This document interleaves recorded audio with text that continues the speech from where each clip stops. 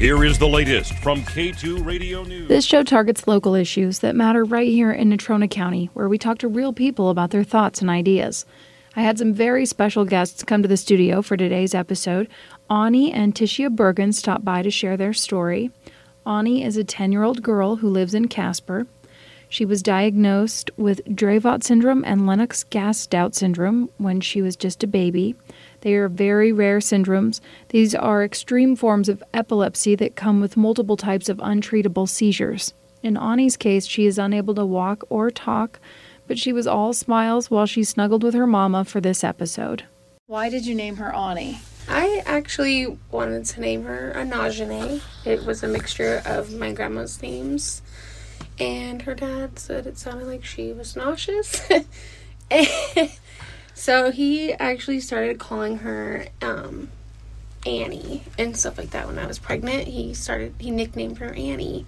And I hate the name Annie because we both are redheads, and she was determined to get this red tint hair, and I didn't want her to be an Annie. So I settled for Aunnie. But that's Aunnie. Was she diagnosed from birth with Dravet and Lennox-Gastaut, am I saying that, Gastaut syndrome? Gastaut syndrome from birth, or was it something that you realized later on? It was later on. So actually, Aunnie was fairly normal the first couple of months of her life. She was meeting some of her milestones as she got bigger. So it's kind of like a whirlwind. So my pregnancy was not the best. I actually got pregnant on birth control with her on the Implanon rod. And so for the longest time, I thought her seizures were due to the blood clot that had burst when I was 18 weeks pregnant.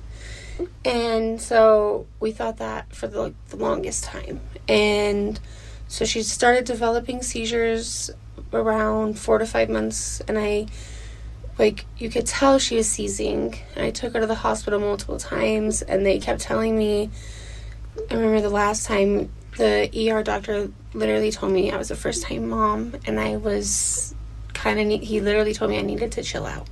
It was the third time I had taken her to the ER for seizures, and he said, if we humor you and get her, have the neurologist come in here,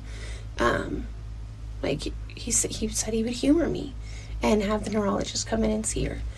So we finally got a referral for a neurologist when she was about 4 to 5 months old.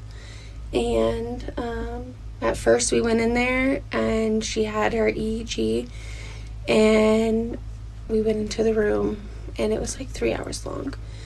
And after that, we went in and met, her name was Dr. Ashgar, and she initially told us that Aunnie didn't have seizures, but she had scheduled an MRI, and she said that we were going to go ahead with the MRI and go from there.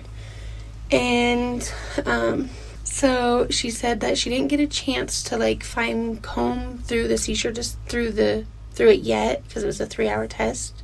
But overall, she said that she didn't think she had seizures.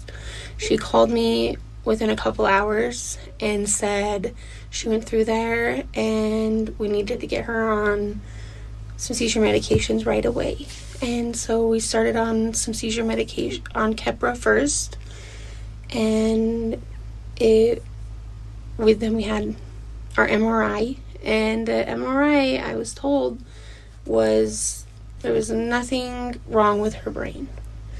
And so they said it was unremarkable, I guess. They didn't have any remarks to make about her, the brain, I guess, the growth of her brain. So then she was doing a little better, meeting some more of her milestones. As she started getting a little bigger, she would roll over, she would push up on tummy time, and we started baby foods. So how old is Aunnie now? Aunnie is 10. She just turned 10 in July. You're so tall. She is huge. That is part of my problem. And Mom is very strong. For the listener, she's holding her on her lap. You remind me of my daughters. I hope I can hold them to that long. That's what I used to tell people. I would tell them that the difference between my daughter and their daughter is I get to hold mine longer. Yeah.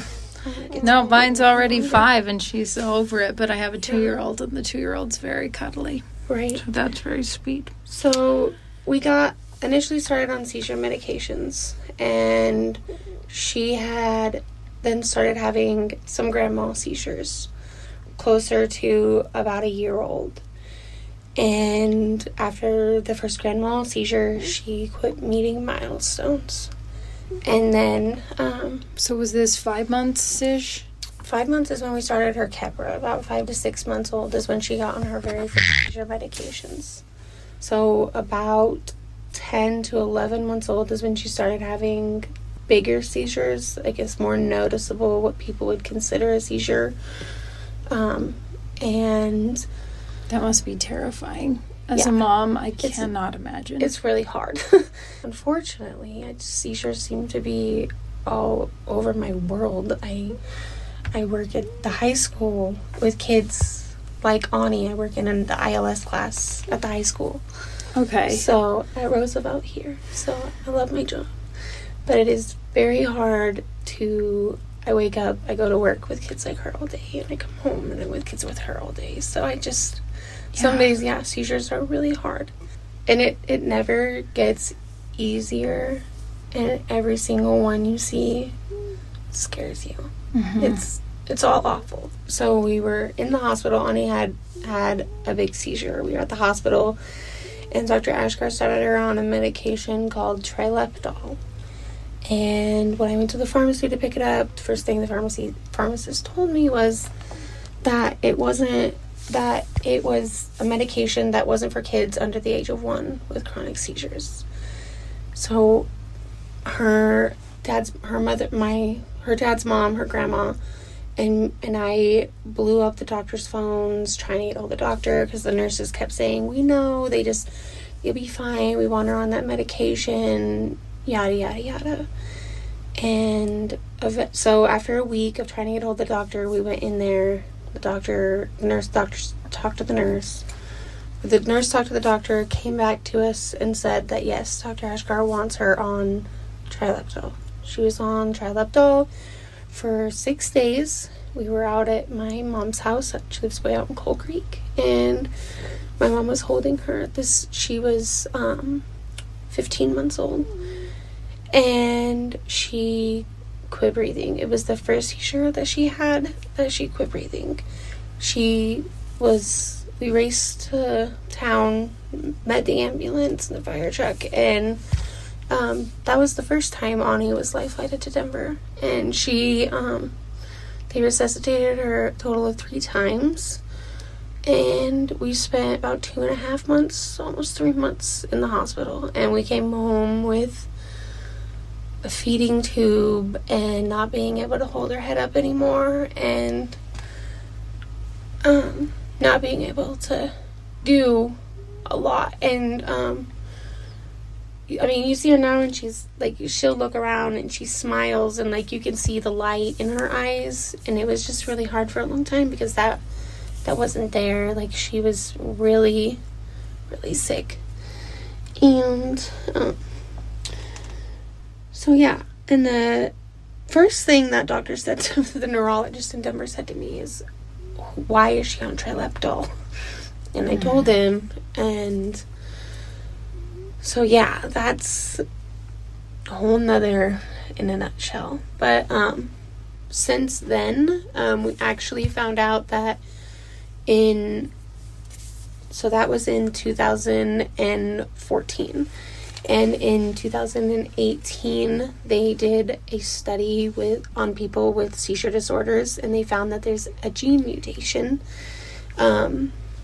which is categorized by Dravet syndrome.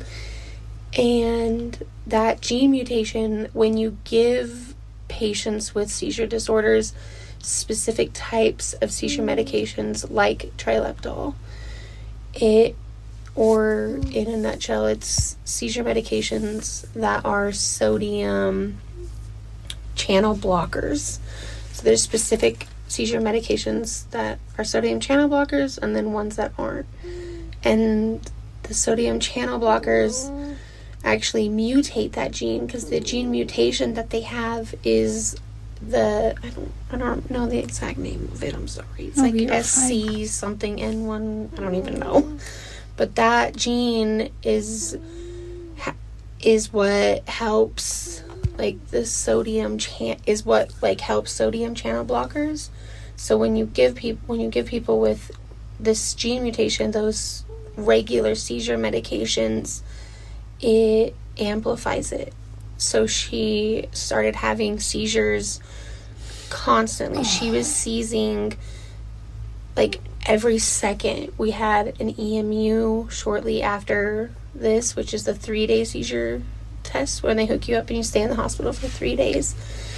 And you're on like a constant monitoring, seeing the activity and what's going on. And I, for the first time, was so excited because I was like, she's not seizing, like, her dad was holding her for, like, some of it, and she was, like, smiling and looking, and he was reading a book to her, and, so I was so excited. I was like, oh, well, maybe, we found the right medications, and, come to find out, she was seizing the entire time. So they categorized it, and that's when she got diagnosed with the Lennox-Gastaut Syndrome seizure disorder, which basically means you have 3 or more types of seizures going on in your brain. So she has grand mal seizures, she has cluster seizures, she has absent seizures, she just, have them all. Yeah, and it was constant. And so we started the whole trying to find different seizure medications, and going from there. But like I said, in 2018 they found a study, they did a big study on it, and they found that those sodium channel blockers amplify that gene mutation, causing them to have more seizures. So it's been really hard the last couple months trying to come to terms with that, because, and that's my big hope too, is that hopefully with technology coming about and just learning about this, that maybe, it could, her, I don't want to say that her being in a wheelchair could have been prevented in some way, because I think I'm a firm believer that everything happens for a reason, but I hope that it helps the next person. Learning about those gene mutations, and if they get those testings to babies that their parents think they're having seizures, then you can get them on the right medications from young. And that's unfortunate with Dravet syndrome. With that diagnosis, meaning you had childhood seizures that either went undiagnosed or on Medicaid, it got worse. It got so bad because she was either on the wrong medications, or people aren't on any medications. How would you describe Bonnie's personality? Oh, she's a giggly kid. She doesn't like scary things. Chucky scares her. She loves Stitch, because he's naughty. I think Aunnie, there's this show, it's called Masha and the Bear on Netflix. My kids love Masha. So Aunnie, I think, lives vicariously through Masha because she's naughty. Aunnie's very giggly. Yeah, when kids get in trouble, Aunnie will watch and she giggles at them. She's overall really happy. She loves most animals. Big animals kind of scare her. But she loves jumping. My, adopted mom, kind of thing, who I call my mom. She owns a bounce house business. So we get to have bounce houses all the time. And Aunnie loves bounce houses. Me too. So that's kind of Aunnie. She's silly. She loves friends. If you get her around other kids, she looks at them and smiles at them, and you can just tell that she wants to She loves kids. In what ways babies. does she communicate with you? So she is nonverbal, but you can tell the difference between her cries. She smiles and kind of like coos like the way she is when she's happy. Yeah. She definitely looks very happy. She loves TV, but yeah, just through smiling and giggling and kind of like she's just a really big newborn, I guess you would say, because, you know, I mean, babies, you know the difference between like a I'm hungry cry and like an I'm tired cry and I need changed cry. Like, kids and people that are nonverbal, they have nonverbal communication. You just have to, I guess, pay attention. What are the biggest ways her diagnosis has changed your life? Oh, man. In every way, maybe? Honestly, every way. That's a really hard question. I guess, are you her full-time caregiver? I am. Are you able to work another job is kind of what I'm getting. So I am a single mom. I actually, when Aunnie had her big grand mal seizure when she was 15 months old, I had just started my second year of college. I went back to school. I ended up having to drop out because she got life flighted to Denver, and we spent 2.5, almost 3 months there. So I haven't gone back to school, but I've worked as much as I can. It was really hard when she was younger. She was really sick all the time. She was constantly getting sick, and just her immune system was awful. And I have had to quit many jobs because there is one daycare here in Casper. I can't say there's no daycares because there used to not be. But no daycares could take kids with feeding tubes. And before she got life flighted, I was actually working at Stepping Stones, and I love her. She's an amazing person. And I actually couldn't go back to work because she couldn't go there anymore because of the liabilities with a feeding tube. And so for the longest time as a baby, I couldn't get a job, and I had to rely on other people to watch her and try to help. And it was really hard too, because I mean, when you're as fragile and medically fragile as she was when she was a baby versus now, it's hard to trust somebody with your kid that, I mean, I don't know what I'm doing half the time, let alone trying to put it on somebody else. And we got on the waiting list for the waiver right away. It took we were on the waiting list for almost 3 years to get respite services. So we lived for a while. When she was a baby, we lived in a camper. We lived in low-income apartments, infested in cockroaches. I vow never to go back there. I have worked my bum off before COVID. I worked in day facilities, in nursing homes. I got my CNA license. And it's hard. I can't work a 12-hour shift and be her mom at the same time and give her the care that she needs. It's incredibly hard. When COVID started, because she does get Social Security, I couldn't get unemployment because they were paying too much.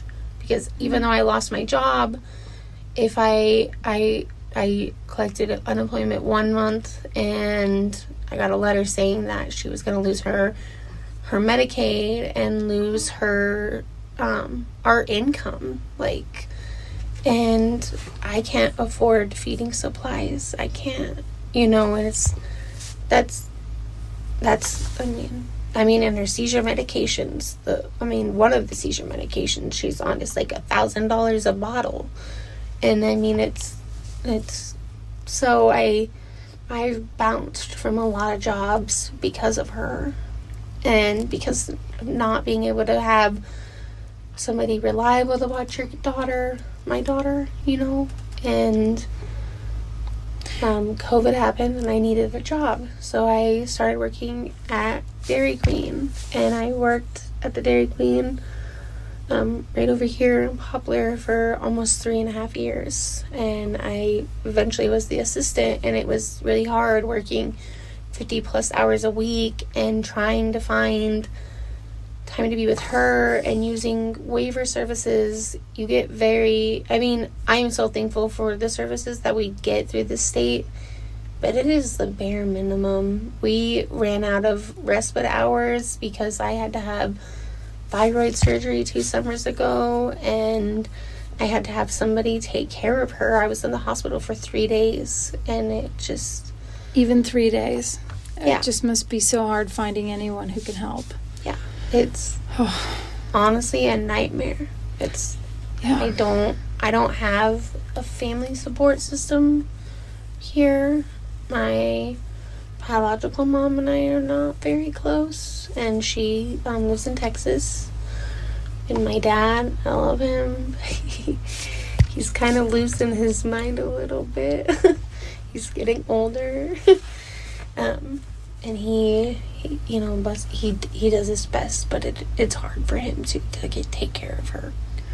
As far as accessibility in the city and just day-to-day life, going in to do things that most of us take for granted, the post office, the bank, whatever it is, are there things that you think to yourself that if you could improve, what would those be? Just a few. For people, because there are so many people with disabilities that I think that, to so many of us, it's something we don't see. Parks, Walmart, I hate grocery shopping sometimes, because I have to push a wheelchair and pull a shopping cart. Oh. And trying to maneuver in aisles it's not fun. And not only that, but thankfully we have this wheelchair now, but her old wheelchair, I literally had a mental breakdown in Walmart parking lot once because I couldn't take it apart to get it in my car. And so I almost left it. I wanted to leave it. And I could take it apart.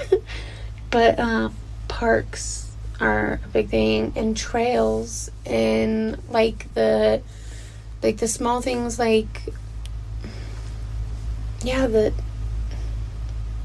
most places now try to offer ADA accessibility, but it's just not there. It's not where it should be. And there's, to me, into our community, of people like Aunnie, I think there's a huge difference between accessibility and inclusive. Because accessibility is a park where, they put in a spot where you can, a transfer ramp or something like that. But you can't necessarily go in there and play, unlike the one in North Casper. That one's an inclusive park. The other parks around Casper are just ADA accessible. So, I don't know, bathrooms. Bathrooms are a huge thing I would change in the world. Most people take that for granted. When you're on a road trip, you can stop at any gas station and go to the bathroom. But as a parent, mothers know that not all bathrooms have changing stations. And my child she's tall. She doesn't fit in a baby changing station. I can't count how many bathrooms I've had to lay a blanket on the floor and change her.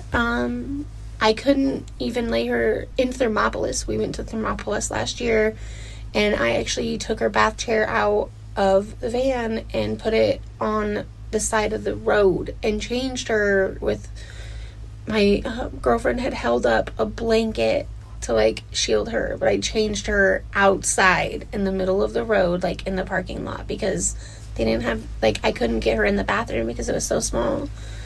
Peach's bathroom, just the smallest bathroom ever. So I think most people with disabilities hate bathrooms. Public restrooms are the worst. And trying to find places that you can stop on road trips to go to the bathroom is... Well, for the last bit of this episode, what I do want to get to is the GoFundMe. And so you're raising money for a new wheelchair van. So in what ways is this wheelchair van going to affect your life? A new wheelchair van would be amazing. Right now, the vehicle we have is not reliable. I can't take the van we have now to her appointments in Denver. We did have a reliable vehicle, and I'm still paying on it, unfortunately. But the transmission went out of it's having transmission problems, and it's not reliable. So I had to buy just a cheap van on Facebook. I literally paid $700 for it in April, so I could have something to go to work and to take her to therapy. But like I said, it's not reliable, and not only that is she has a extend-to-fit car seat, and she has almost outgrown that car seat, and trying to get her in and out of her wheelchair, transferring her, like picking her up out of the wheelchair into the van and buckling her into this car seat that she's already almost maxed outgrown it, and then having to lift the wheelchair in and out of the van as well is just not, it's just awful. When I was struggling with my thyroid problems before, I would have days where I wouldn't be able to pick up her wheelchair, and her wheelchair weighs 50 plus pounds, and right now she weighs 55 pounds. So this would be something she can get into, and it puts her in the car.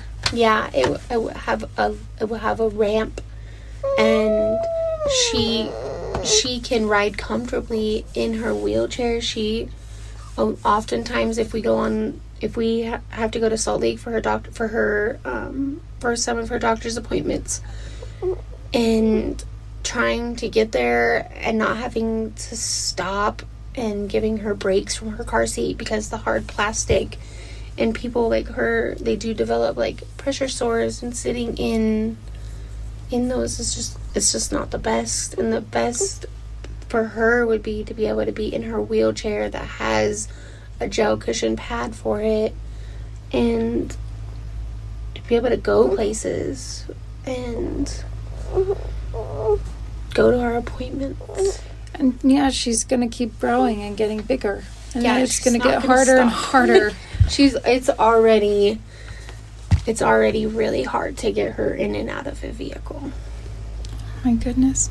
Are you kidding? Well, if you are interested in helping Aunnie and her mom out with the wheelchair van, they do have a GoFundMe. It's at www.gofundme.com/F/Aunnies, that's AUNNIES -wheelchair-van.